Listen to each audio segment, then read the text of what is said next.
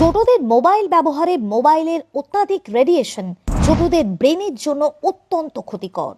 অকালে নষ্ট হবে চোখও।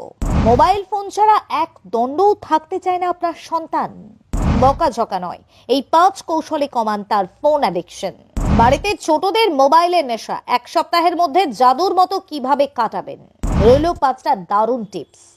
দেখবেন 1 সপ্তাহের মধ্যেই বাড়ির ছোটরা মোবাইল থেকে ধীরে ধীরে নিজেকে সরিয়ে নেবে।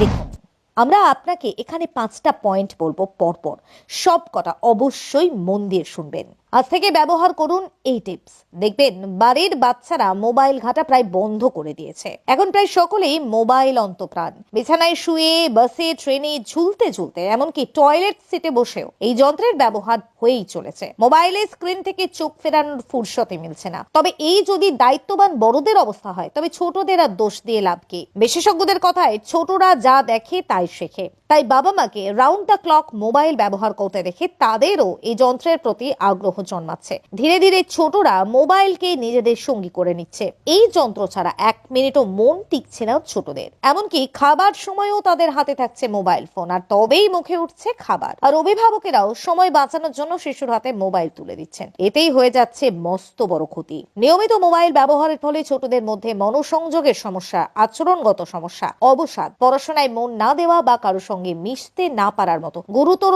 জটিলতা দেখা দিতে পারে। তাই শৈশবকে মোবাইলের অভিশাপ থেকে মুক্তি দিতে চাইলে আজই প্রয়োজনীয় পদক্ষেপ নিন। তবে বকাঝকা করে এ কাজ করা সম্ভব নয়, বরং কয়েকটা সহজ উপায়ে হবে কেল্লাফতে।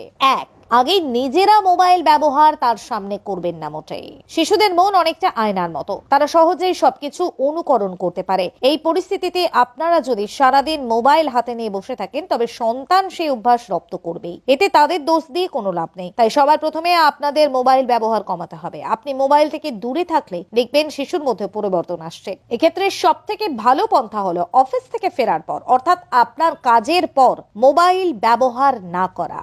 2, সন্তানকে নিয়ে ছোটবেলায় ফিরে যান। শৈশবকে 4 দেওয়ালের মধ্যে আটকে রাখবেন না। তাদের দৌড়াতে দিন, পড়তে দিন, উঠে দাঁড়াতে শেখান। এভাবে জীবনে তারা এগিয়ে যাওয়ার রসদ পাবে। তাই মোবাইলে গেম খেলার বদলে তাকে সঙ্গে নিয়ে মাঠে যান। সেখানে সন্তানের সঙ্গে ফুটবল, ক্রিকেট খেলুন, দৌড়ঝাঁপ করুন। আর এতেই তার বাস্তব জীবনের প্রতি আগ্রহটা বাড়বে। দেখবেন কিছুদিনের পরেই সে মোবাইলকে ভুলতে শিখেছে। 3, বন্ধুত্বের পাঠ দিন। শৈশব হলো কাঁচা মাটি, আপনি যেভাবে গড়বেন তার চরিত্র তৈরি হবে ঠিক তেমন ভাবে। তাই মোবাইল ছেড়ে তাকে বন্ধুদের সঙ্গে মিশতে শেখান। স্কুল আর পাড়ার বন্ধুদের সঙ্গে সময় কাটাতে দিন, খেলতে দিন। স্কুলে একটু বেশি করে টিফিন পাঠান বন্ধুদের সঙ্গে ভাগ করে খাওয়ার জন্য। এর মাধ্যমে সে সহমর্মিতা শিখবে, বড় হয়ে নিজেদের মতন মানুষ হতে পারবে, সকলের পাশে দাঁড়াবে এবং বয়সকালে আপনাদেরও আর চিন্তা হবে না। 5, ফেলুদা টিনটিনে ব্যস্ত থাকুক শৈশব। ছোটরা কল্পনা প্রবণ হয়, তারা খুব সহজেই সবকিছু বিশ্বাস করতে পারে। তাই একদম ছোট্ট বয়স থেকে তার ভেতরে বই পড়ার অভ্যেস তৈরি করে দিতে হবে। টিনটিন বা ফেলুদার সঙ্গে সময় কাটানো শিশুদের মোবাইলের প্রয়োজন নেই। তারা মগজাস্ত্রের শান দিতে ব্যস্ত থাকে। এছাড়া আঁকা, গান, নাচের মতো শিল্পকলায় তাদের ব্যস্ত রাখুন। এই কয়েকটা নিয়ম মেনে চললে আপনার সন্তান মোবাইল ভুলতে শিখবে। সেই সঙ্গে বুদ্ধি আর জ্ঞানের জোরও বাড়বে তার। হলফ করে কথা বলা যেতেই পারে।